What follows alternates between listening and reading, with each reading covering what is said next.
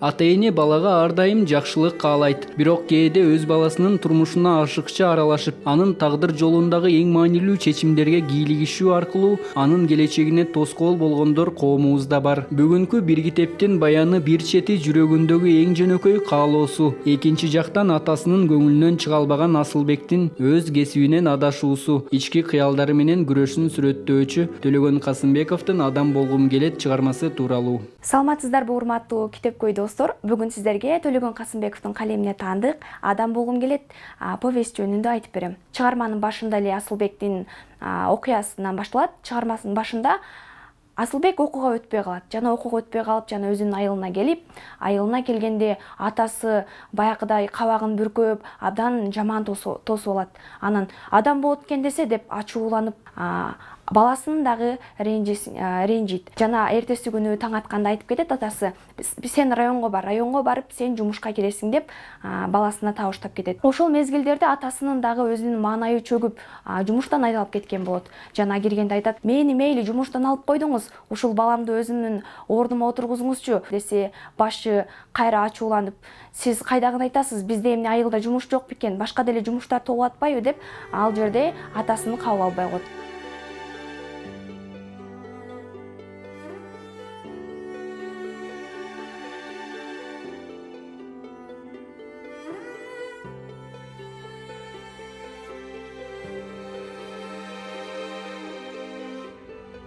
Айылда жумуш жок. Атасын күтүп жүрө берет. Атасы дагы жумуш таап берем. "Мен сага жогорудан бердикке айтты, бир орун бар, катчысы болуп иштейсиң" деп райондон жумуш таап бергенге аябай журкап жүрөт. Ошол мезгилде Асылбек ичинен өзүн бекерчи адамдай сезип, абдан кыйналып жүргөн учур болот. Андан кийинчерээк ал теричи болуп жумушка орнойт. Бирок күндөр өтүп иштеп жүрүп, ага бир кабар келип калат. Ушундай кесипке жумушка балдарды чакырып жатат экен. Ал жакта өздөрү окутуп, жумуш менен камсыздайт экен дейт. Ошол учурда Асылбек ичинен бүт ой толгоолору менен бизге жаңы КЭС курулуп жатса, биздин элибизде көптөгөн электр жарыгы жакшы болмок, көптөгөн жаңы имараттар салынбак деп ичинен кандайдыр бир чоң бир максаттуу ишке, бир пайдасы тигизе турган ишке барып жатканда ичинен өзүнчө кубанып калат. Атасы берген, Асылбекке берген сумка болот. Ал сумканын ичинде бүт документтери болгон болот. Ошонун арасынан карап олтуруп, атасынын бир эски дептерин көрүп калат. Ал дептерде ошол буга жумуш таап берем деп жүрүп, кимдерге гана арыз жазбаган, ошолордун баары болгон болот. Аларды көрүп, ичинен эмне болуп жүрөт? Асылбек үчүн булардын баардыгы жүк сыяктуу болот.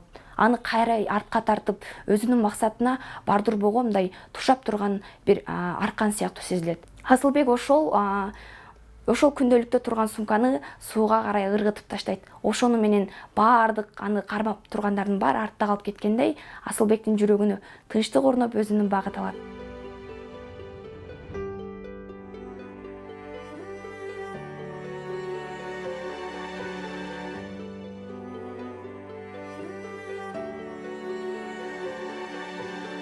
Чыгармада мен эң таасирленген окуя жана эң мага жаккан каарман бул Базыл деген каарман. Ал 43-жылы согушка барып, ошо Асылбектен да жаш мезгилинде согушка барып, эки бутунан ажырап калган болот.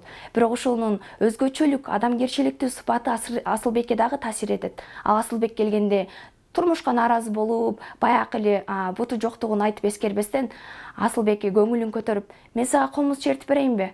Мен иниме айттым эле, мен дагы өтүк тигейин" деп. Бирок ал көнбөй койду. "Мен сага өтүк тигип берейинби" деп айтор жашоодон үмүтүн үзбөгөн бир абдан өзүнүн орду бар киши болот. Чыгармадан таасир ала турган, маанисин ала турган болсок, жашоодо ар бир адам өзүнүн максатын, өзүнүн багытын аныктай билиш керек. Жана жашоодо бактылуу болуш, адам болуш бир байлыкта же бир мансапта эмес. Сен кандай гана болбогун, сенин өзүңдүн багытың болсо, жана эч кандай кошоматчы эмес, өзүңдүн адал эмгегиң менен жетишкен бир ийгилигиң болсо, бул адам үчүн эң жакшы жетишкендик болуп эсептелет.